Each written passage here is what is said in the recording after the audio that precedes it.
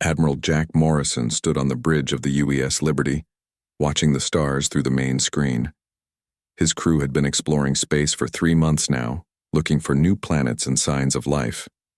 They had found empty worlds and dead rocks, but nothing exciting. Today felt different. "Sir, we have something on sensors," said Commander Ryan Blake from his station. His voice was calm, but Jack could hear the tension underneath. "Multiple ships coming our way, they're big." Jack walked over to look at the readings. The numbers made no sense. The ships approaching them were huge, bigger than anything humans had ever built. There were dozens of them, moving in perfect formation toward the Liberty. "How big?" Jack asked. "The smallest one is 5 times larger than our ship," Ryan said. "The biggest one is the size of a small city." Captain Lisa Carter, Earth's top diplomat, joined them on the bridge. She had been aboard the Liberty specifically for situations like this. If they ever met aliens, she would be the one to talk to. Them. "Are they friendly?" she asked. Before anyone could answer, the ship's communication system came alive. A deep, rough voice filled the bridge. The words were not in any human language, but somehow they could understand every word. "Human vessel, you will stop and prepare to receive representatives of the Kethran Empire. Resistance will result in your immediate destruction." Jack looked at his crew. None of them had expected this. They had hoped to find alien life, but not like this. These aliens sounded dangerous and angry. "This is Admiral Morrison of the United Earthship Liberty," Jack said into the communicator. "We come in peace, we want to talk." The alien voice laughed, but it was not a happy sound. "Peace is what the Empire brings to all worlds. You will learn this soon." The main screen changed to show one of the alien ships up close. It was dark gray and covered in weapons. Strange lights pulsed along its sides. As they watched, a smaller ship broke away from the main fleet and headed toward the Liberty. "Sir, they want to come aboard," Ryan said. "What do we do?" Jack thought for a moment. They could try to run, but these ships were faster and stronger. They could try to fight, but that would be suicide. The only choice was to let them come. "Lower our shields and open the docking bay," Jack ordered, "but keep everyone armed and ready." 20 minutes later, 5 alien creatures walked onto the Liberty's bridge. They were tall, with green, scaly skin and yellow eyes. They moved like soldiers, confident and threatening. The one in front wore more decorations than the others. "I am Supreme Commander Vextar of the Kethran Empire," the leader said. His voice was the same one they had heard over the communicator. "You are now under Imperial authority." Lisa stepped forward. This was her job, to speak for all humanity. "I am Captain Carter, representing Earth and all human worlds. We greet you in friendship." Vextar looked at her like she was an insect. "Friendship is not relevant. Only strength matters. Your species will now join the Empire or be destroyed."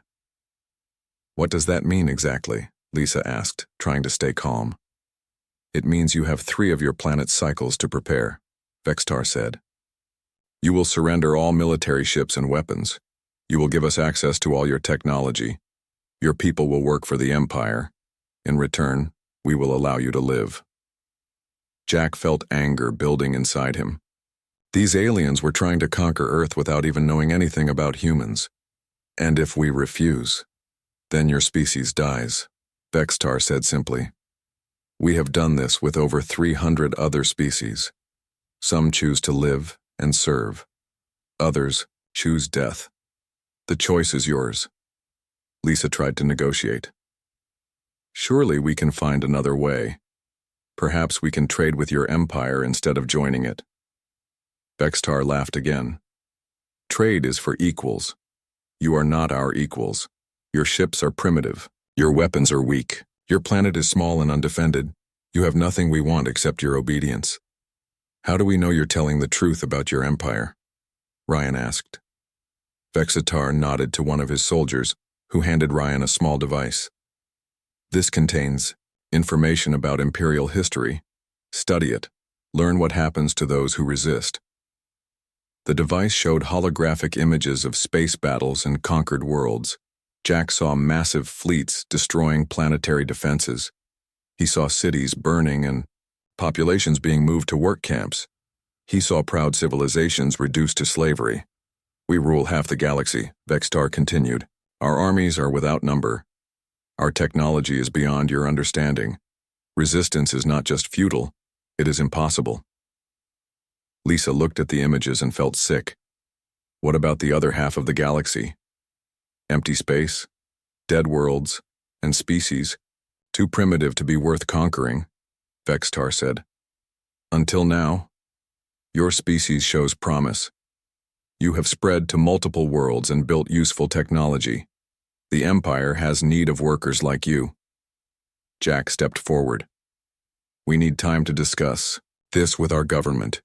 You have 3 cycles, Vextar repeated. When we return, you will give us your answer. Choose wisely.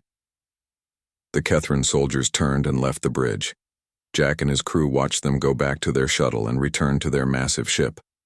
The alien fleet hung in space around the wee Liberty like a pack of wolves surrounding a rabbit. Admiral, we're receiving a signal from the flagship, Ryan said. They're allowing us to transmit to Earth. Jack nodded. Send everything. All our sensor readings, all our recordings of this meeting, everything. As the data transmitted to Earth, Jack thought about what Vextar had said. 300 conquered species. Half the galaxy under Imperial control. It seemed impossible to fight against something so vast and powerful. Sir, transmission complete, Ryan reported. The alien fleet is moving away. On the main screen, they watched the Kethran ships disappear into faster-than-light travel. In seconds, the Liberty was alone again among the stars. Lisa sat down heavily, in a chair. What have we done? Just by being here, we've doomed our entire species. No, Jack said firmly. We've given Earth a chance to prepare. 3 months isn't much time, but it's better than no warning at all. Ryan was still studying the alien device. Sir, this information is incredible. The Empire has been expanding for over 1,000 years. They've never lost a war. Every species they've encountered has either joined them or been wiped out. Then we'll be the first to surprise them, Jack said, though he wasn't sure he believed it himself. As the Liberty began its journey back to Earth, Jack wondered what humanity would choose. Would they fight an impossible war against overwhelming odds? Or would they surrender and hope the aliens kept their word about letting humans live as servants? He looked out at the stars and made a personal decision. Whatever Earth chose, he would not bow to these Kethran invaders. Some things were worth fighting for, even if the fight seemed hopeless. Dr. Nathan Cross sat in his laboratory on Earth, studying the alien device that Admiral Morrison had brought back. For 2 weeks, he had been learning about the Kethran Empire, and what he discovered made him sick to his stomach. The Empire was not just big. It was a machine built for conquering and enslaving other species. Nathan watched holographic records of hundreds of worlds falling to Kethran fleets. Each conquest followed the same pattern. Agent Kate Sullivan had managed to get more information by hacking into Kethran computer systems during their visit. She was Earth's best spy, and her skills had paid off. The extra data she gathered painted an even darker picture of what humanity faced. The Empire has a very clear system, Nathan explained to the emergency meeting of world leaders. At the top are the Kethrans themselves. They're the only ones who can become high commanders or make important decisions. President Maria Santos listened carefully. As the leader of the largest human nation, she had to understand what they were facing. What about the other species?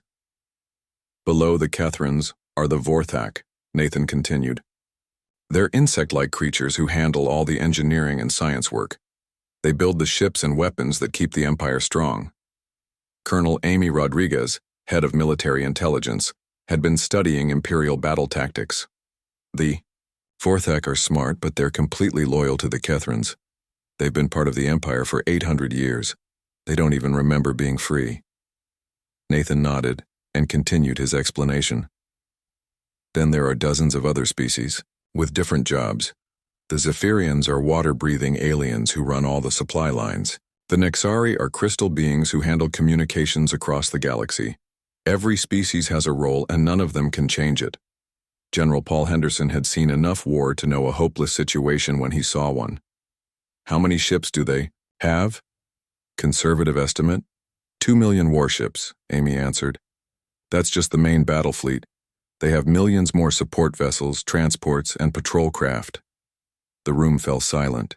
Earth's entire space fleet consisted of less than 1,000 ships, and most of those were exploration vessels with minimal weapons.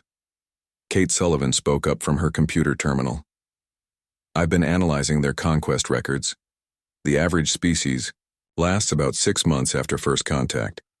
The longest resistance in recorded history was the Thraxian Federation, and they held out for 3 years. What happened to them? President Santos asked. Complete extinction, Kate said quietly. The Empire doesn't just defeat resistance. They wipe out any species that fights too hard. It serves as an example to others. Dr. Cross brought up more images on the main screen. But here's the interesting part. Most species don't fight at all. After the first few examples, most New Worlds surrender immediately when the Empire arrives. Senator Greg Walsh stood up angrily. So they're bullies who pick on the weak? No, General Henderson said grimly. They're an empire that's had 1,000 years to perfect their system. Every species they conquer makes them stronger. They take the best technology, the most useful people, and the most valuable resources. Then they move on to the next target. Nathan showed them images of Kethran society. The worst part is how they break down conquered peoples. They don't just use force, they make being part of the Empire seem like the only choice. On the screen, they saw human-like aliens working in Imperial factories. These beings looked content, even happy. But according to the records, their species had fought a bloody war against the Empire just 50 years earlier. How do they do that? Maria asked. Rewards for cooperation and punishment for resistance, Amy explained. Families who serve the Empire well get better food, better homes, and better jobs. Children are educated in Imperial schools where they learn that the Empire is good and necessary. Kate brought up more data. Within 2 generations, most conquered species genuinely believe the Empire saved them from chaos and war. They become willing servants who would die to protect their Kethran masters. The world leaders looked at the evidence and felt despair growing. This was not just a military problem. The Empire was designed to destroy the very idea of independence and freedom. What about their weaknesses? General Henderson asked. Every empire in history has had weaknesses. Nathan had been studying this question. Their biggest weakness might be their size. Managing half a galaxy is incredibly complex. They need perfect communication and coordination to keep everything running. But they've been doing it for 1,000 years, Senator Walsh pointed out. True, but they've never faced anything like us, Amy said. Every species they've conquered was either less advanced than them or about equal in technology. We're the first species they've met that thinks differently. Kate had been analyzing Imperial military doctrine. They always use the same tactics. Overwhelming force, quick decisive battles, then occupation. They've never had to deal with guerrilla warfare or asymmetric tactics. Because every other species tried to match their technology, Nathan realized. When the Empire shows up with superior ships and weapons, other species try to build better ships and weapons. They fight the Empire's kind of war. President Santos began to see a possibility. But what if we don't fight their kind of war? General Henderson was already thinking along the same lines. We can't match their technology, but we don't have to. We just have to survive long enough to hurt them. How? Senator Walsh asked. Amy pulled up tactical analysis. Hit and run attacks. Strike their supply lines, target their communication networks. Make them fight 100 small battles instead of one big one. The Empire is used to crushing organized resistance, Kate added. They bring their fleet, destroy the enemy fleet, and occupy the planet. But what if there's no enemy fleet to destroy? Nathan was getting excited. We spread out our forces, hide them in asteroid fields and dead systems, let the Empire conquer Earth if they have to, but keep fighting from everywhere else. That's assuming we can survive their initial attack, General Henderson said. If they glass the planet from orbit, none of this matters. President Santos had been quiet, thinking about the political implications. What about the other conquered species? Do any of them still want to be free? Kate smiled for the first time in days. That's the interesting part. I've detected resistance movements on at least 30 Imperial worlds. They're small and careful, but they exist. The Empire thinks they've broken everyone's spirit, Amy said. But maybe they're wrong. Maybe they've just driven resistance underground. Nathan brought up his final analysis. Here's what I think. The Empire succeeds because they make resistance seem hopeless. They're so big and powerful that fighting them seems impossible. It is impossible, Senator Walsh said. No, President, Santos said firmly. It's impossible to beat them the way they expect to be beaten. But humans have never been good at doing what's expected. General Henderson began to see the plan forming. We don't try to build a bigger fleet. We don't try to match their weapons. We do what humans do best. Which is what? Walsh asked. We survive, Amy said. We adapt. We refuse to give up even when everything looks hopeless. Kate was already working on new intelligence gathering. If we can coordinate with resistance movements on other worlds, the Empire won't just be fighting humanity. They'll be fighting rebellions across their entire territory. 1,000 years of conquest, Nathan mused. 1,000 years of making enemies and calling them friends. How many species are just waiting for someone to show them that the Empire can be hurt? President Santos stood up. Gentlemen, ladies, I think we have our answer for the Kethrans. We can't beat their empire, but we can show the galaxy that their empire can be beaten. The question is, General Henderson said, are we ready to pay the price for that lesson? Outside the meeting room, Kate Sullivan was already making contact with resistance cells across the galaxy. For the first time in 1,000 years, the subjects of the Kethran Empire would learn that they were not alone in their desire for freedom. General Paul Henderson stood in the war room deep beneath Colorado's Rocky Mountains. The past month had been the busiest of his life. All around him, military officers and scientists worked day and night on humanity's last desperate plan. Protocol. Endgame is our only chance, he announced to his staff. We can't fight the Empire like a normal war, so we won't try. Colonel Steve Parker had spent weeks developing the strategy. He was Earth's best military tactician, and even he admitted their plan was crazy. Every other species the Empire conquered tried to protect their homeworld. They built up defenses and waited for the invasion. Which makes sense, said Dr. Linda Hayes, the physicist who had helped design their strategy. Your homeworld is where your people live, your government operates, your industry is located. But it's also a trap, Steve continued. The Empire brings overwhelming force to crush the homeworld's defenses. Once that's done, the war is over. General Henderson nodded. So we're not going to defend Earth, we're going to use it as bait. This was the hardest part of their plan. They would let the Empire think they were winning by taking Earth. Meanwhile, the real human military would be scattered across hundreds of hidden bases throughout the solar system and beyond. Engineer Rachel Turner had been working without sleep to make this possible. Her job was to turn civilian ships into warships. We're not trying to build better spacecraft, she explained to her team. We're building different spacecraft. The shipyards around Earth buzzed with activity. Mining ships were fitted with missile launchers. Cargo haulers got armor plating and stealth systems. Passenger liners became mobile command centers with powerful communication equipment. The Empire expects to fight battleships and carriers, Rachel said as she watched a luxury cruise ship being converted into a stealth attack vessel. They won't know what to make of a mining ship that can launch 60 nuclear missiles. Dr. Alex Bennett worked in a secret laboratory on Mars. His project was humanity's secret weapon, though he wasn't sure it would work. Quantum disruption. Mines, he explained to General Henderson during a video call. The Empire's ships use quantum energy matrices to power their shields and weapons. Can you disrupt them? Henderson asked. In theory, yes. The mines are small enough to be carried by fighter craft. When they detonate near an Imperial ship, they should destabilize the energy flow. Alex looked tired and worried. The problem is we've never tested them against actual Kethran technology.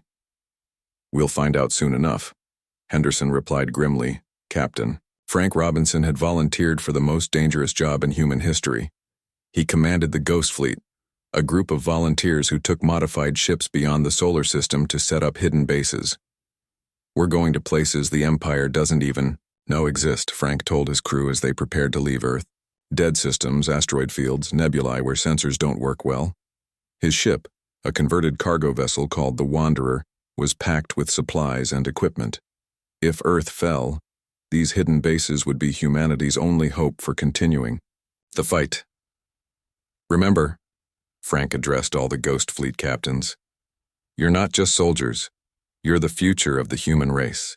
If we fail here, you keep fighting until the Empire learns to regret the day they threatened humanity." Intelligence Officer Julie Martinez had perhaps the most important job of all. Using the communication networks Kate Sullivan had established, she was coordinating with resistance movements across the Empire. "We've made contact with rebel groups on 47 worlds," Julie reported. "Most of them have been inactive for decades, just waiting for the right moment." The rebels were excited to learn about humanity's plan. For the first time in centuries, someone was actually going to fight back against the Empire. The Thraxian. "Survivors on Kepler 442 have access to Imperial weapon stockpiles," Julie continued. "The Zalarian rebels in the Vega system can sabotage communication relays. The Aquarian resistance on Tau Ceti has infiltrated the Imperial supply network." General Henderson smiled grimly. "The Empire thinks they're fighting one primitive species. They don't realize they're about to face uprisings across their entire territory." The plan was complex and risky. When the Kethran invasion fleet arrived, Earth's regular military would put up a brief token resistance before surrendering. This would make the Empire think humanity was weak and demoralized. Meanwhile, the converted civilian ships would be hidden throughout the outer solar system. The Ghost Fleet would be establishing bases in distant star systems, and across the galaxy, resistance movements would be preparing for coordinated attacks. "We only get one chance at this," Henderson told his officers. "The Empire has never faced a species that refused to play by their rules. Once they realize what we're doing, they'll adapt." Captain Lisa Carter had a different role now. Instead of being a diplomat, she was Earth's spokesperson to the people. Her job was to keep everyone calm while their world prepared for invasion. "We're not surrendering," she said in a broadcast to Earth's population. "We're choosing our battles. The Empire expects us to stand and fight like every other species they've conquered. Instead, we're going to show them what humans do when they're told something is impossible." The psychological preparation was just as important as the military preparation. Humans had to be ready to see their planet occupied while trusting that the fight would continue elsewhere. Dr. Nathan Cross worked with civilian leaders to prepare Earth's population. "Some of you will be captured," he told them honestly. "Some of you will have to pretend to cooperate with the Empire. But remember, resistance doesn't always mean fighting." Secret networks were established across Earth. If the planet was occupied, these networks would gather intelligence, conduct sabotage, and help coordinate with the hidden military forces. "The Empire thinks conquest means control," Nathan explained. "They'll find out that occupying a planet full of humans is very different from occupying a planet full of broken, defeated aliens."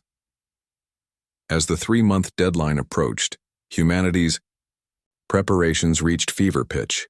The transformed civilian fleet took positions throughout the solar system. The Ghost Fleet departed for distant stars. Resistance movements across the galaxy prepared for action. Admiral Jack Morrison, promoted to commander of Earth's remaining forces, prepared for the most important performance of his life. When the Empire returned, he would have to convince them that humanity was surrendering while actually beginning the largest guerrilla war in galactic history. "Remember," General Henderson told his commanders in their final meeting, "we're not trying to win a war. We're trying to start a revolution. For 1,000 years, the Empire has taught the galaxy that resistance is hopeless. We're going to teach them something different." Engineer Rachel Turner watched the last converted ship leave Earth's orbit. "The Empire expects obedience," she said to her assistant. "They're about to discover war." The preparations were complete. Earth waited, apparently, defenseless but actually ready to begin humanity's greatest challenge. In hidden bases and secret locations across the galaxy, rebels and freedom fighters prepared to show the Kethran Empire that their reign of terror was finally coming to an end. The stage was set for the most unusual war in galactic history. The Empire would come expecting another easy conquest. Instead, they would face something they had never encountered before. A species that refused to accept defeat, no matter how impossible victory seemed. Supreme Commander Vextar stood on the bridge of his flagship, the Imperial Dominance, as his invasion fleet dropped out of faster-than-light travel. 500 of the Empire's finest warships hung in space around Earth like a metal storm cloud. "Scan the system," he ordered his tactical officer. "Show me their pathetic defenses." The results confused him. Earth had a few orbital stations and a small fleet of primitive warships, but nothing that could threaten his force. After 3 months, this was all humanity had managed to build? "Supreme Commander, we're receiving a transmission from the planet," his communications officer reported. "Put it on screen," Vextar commanded. Admiral Jack Morrison appeared on the main display. He looked tired and defeated, exactly what Vextar expected from a species about to be conquered. "This is Admiral Morrison, Commander of Earth's Defense Forces," Jack said. "We have considered your ultimatum." "And?" Vextar asked, though he already knew the answer. They always surrendered once they saw the size of his fleet. "We reject your terms," Jack said simply. "If you want Earth, come and take it." Vextar laughed. He had heard brave words before. They always turned to screams when the shooting started. "Very well. Your species has chosen death over service. So be it." The Imperial fleet moved toward Earth in perfect formation. Vextar had done this hundreds of times before. His massive ships would destroy the human fleet, then reduce their orbital defenses to scrap metal.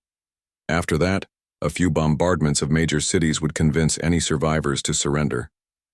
"Sir, human fighters are launching from the planet," his tactical officer reported. Small craft moving fast.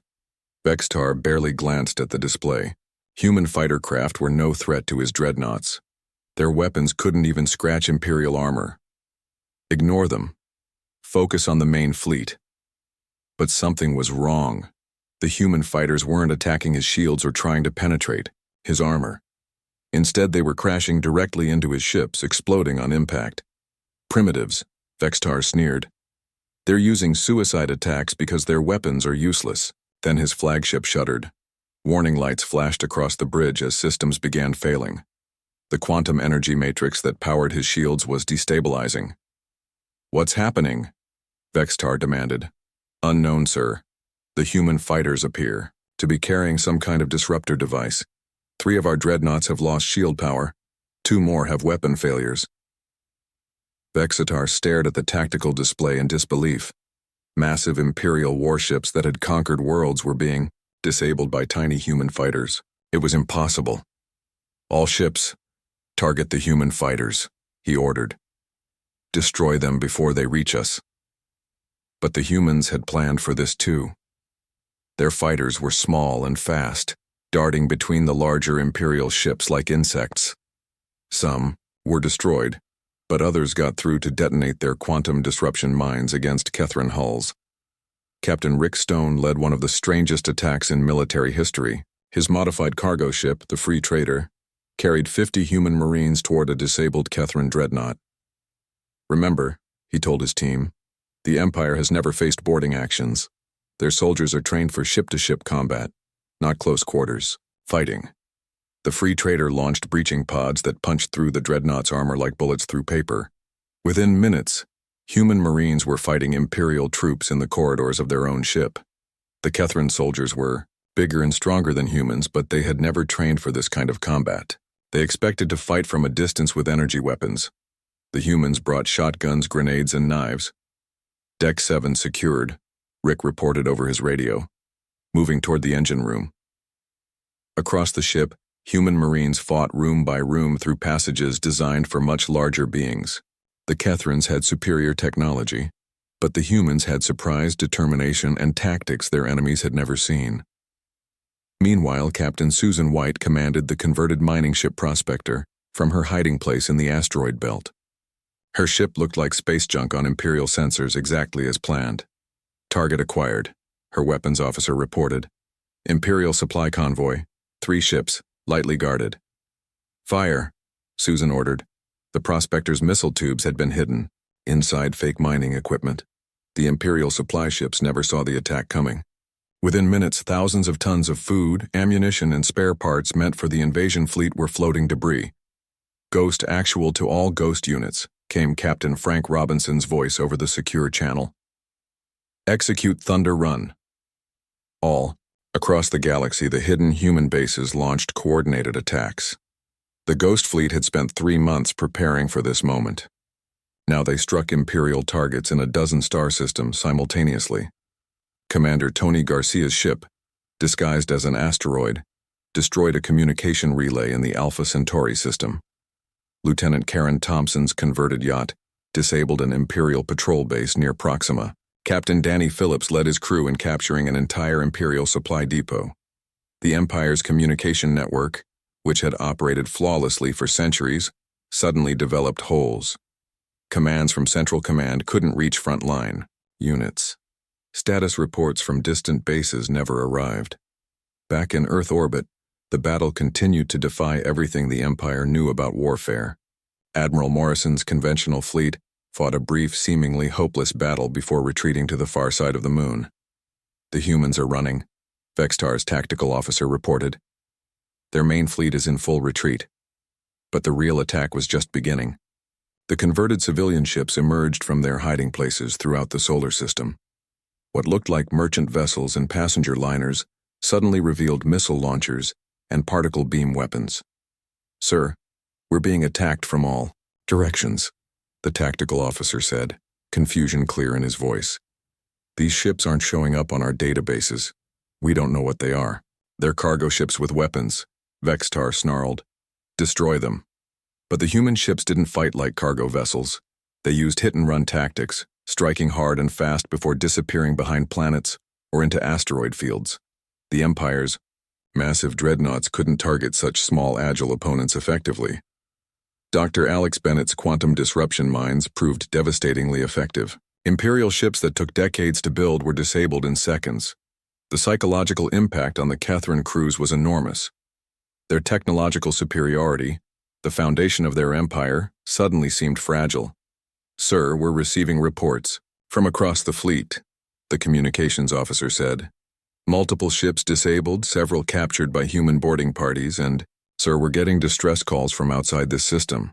"What do you mean?" Vextar demanded. "Attacks on Imperial facilities in the Vega system, Tau Ceti, Kepler 442, and at least 20 other locations. The humans appear to have allies." For the first time in his career, Vextar felt something he had never experienced before: doubt. The Empire's wars were supposed to be simple: overwhelming force against inferior opponents, quick victory followed by occupation. This was chaos. Human ships appeared and disappeared like ghosts. Imperial vessels found their weapons failing at crucial moments. Reports of rebellion were coming in from across the galaxy.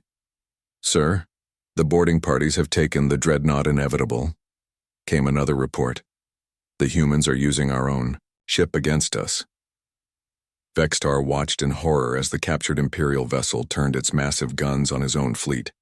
The sight of a Catherine dreadnought firing on other Imperial ships sent shockwaves through his forces. "All ships fall back to defensive positions," he ordered. "We need to reassess this situation." But even retreat proved difficult.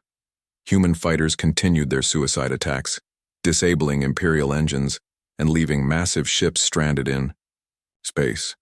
The hit-and-run attacks by converted civilian vessels made every moment dangerous.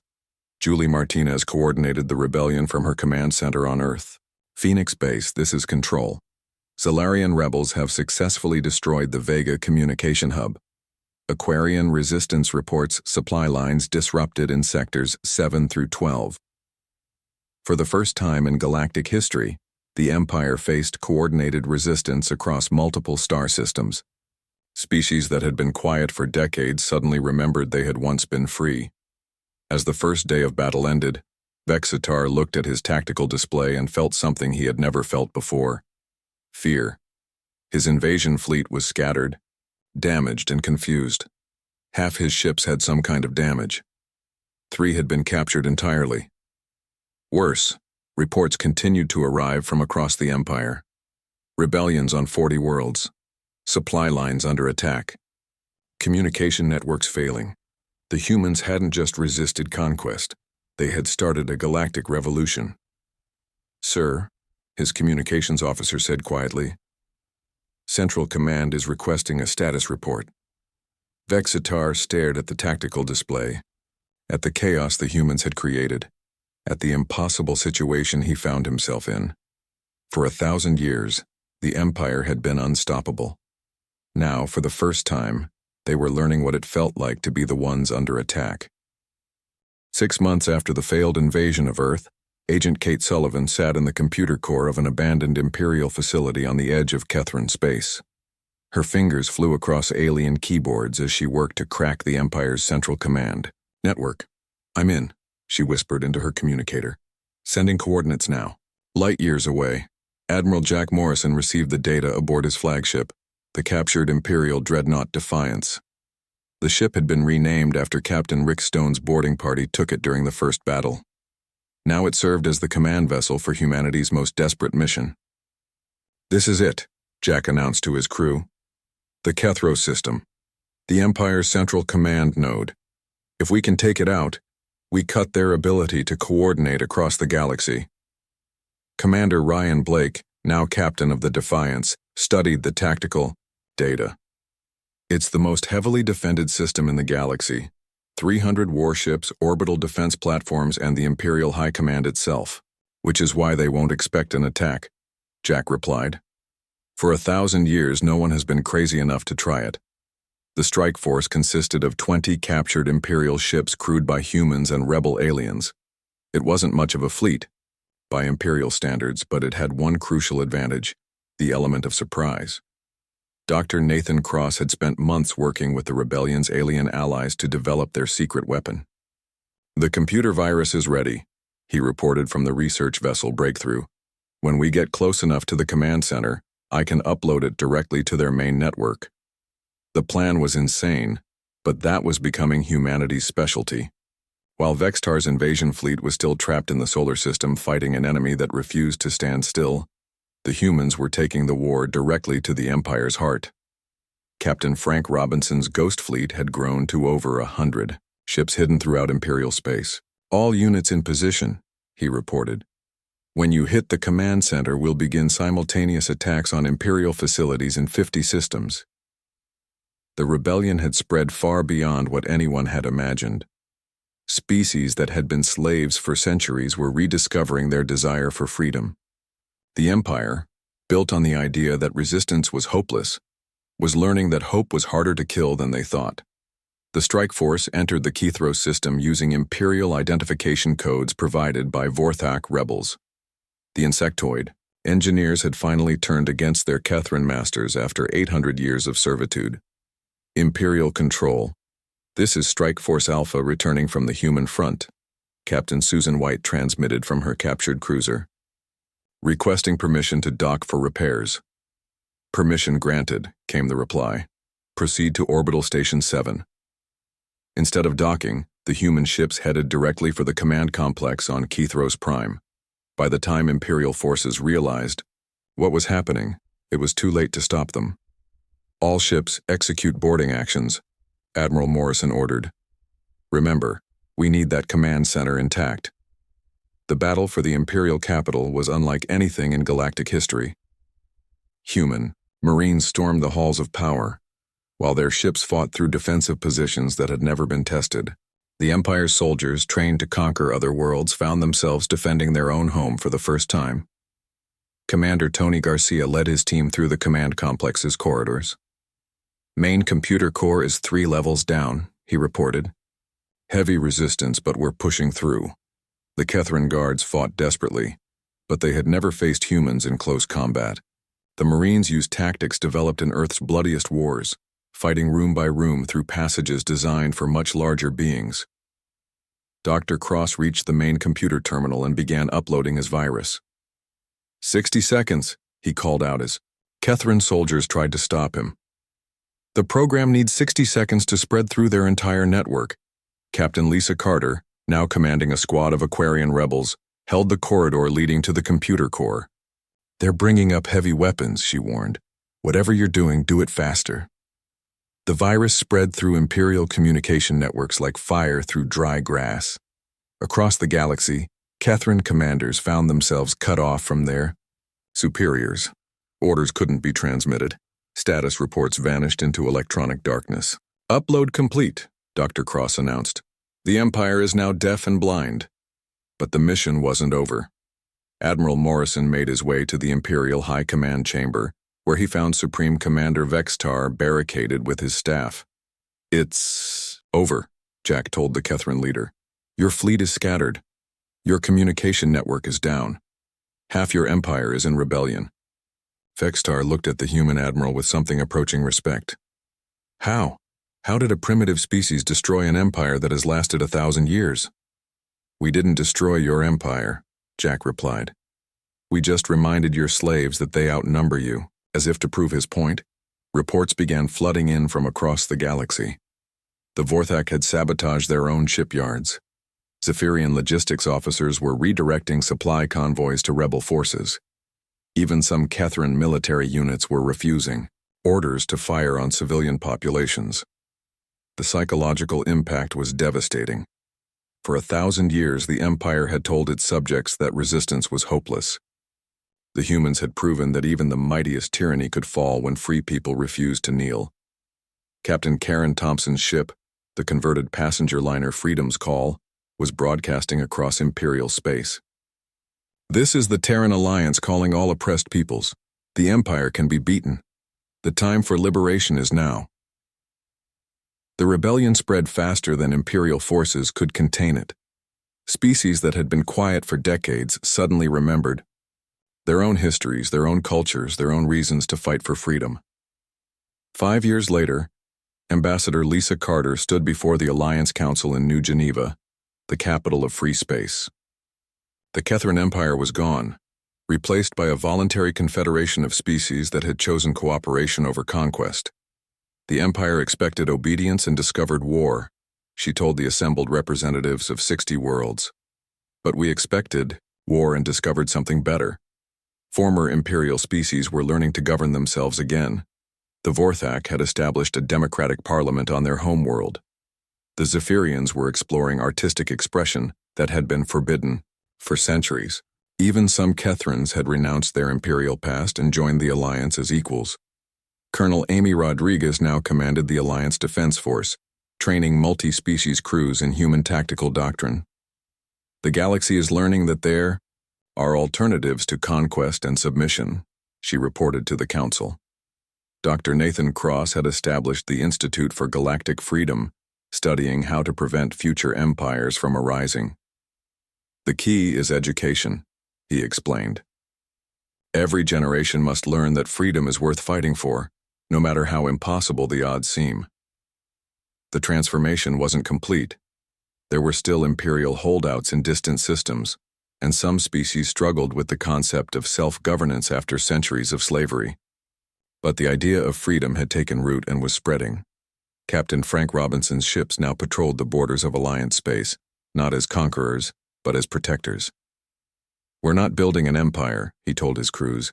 We're making sure no one else can build one either.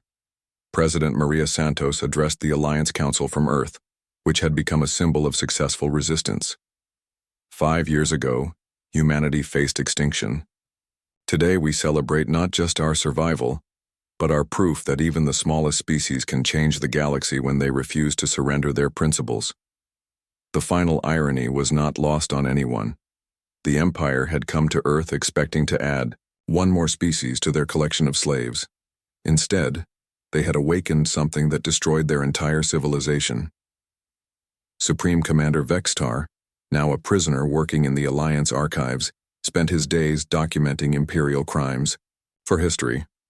I still don't understand, he told his human guard one day. How did you win? The guard, a former Marine who had fought in the boarding action, smiled. We didn't win by being stronger than you. We won by showing everyone else that you weren't as strong as you pretended to be. The legacy of humanity's war against the Empire became the foundation of galactic civilization. The Terran doctrine held that no species had the right to rule another. that cooperation was stronger than conquest, and that freedom was worth any sacrifice. Children across the galaxy learned about the impossible war that changed everything. They learned that empires rise and fall, but the desire for freedom is eternal. They learned that sometimes the smallest voice, raised at the right moment, can shatter the silence of oppression. The Empire had expected obedience and discovered war at their gates. Humanity had expected war and discovered that their greatest victory was not the defeat of tyranny, but the birth of a galaxy where strength served justice, not oppression. In the end, the humans had done more than survive. They had proven that hope, determination, and the refusal to accept defeat could overcome any obstacle. The galaxy would never be the same,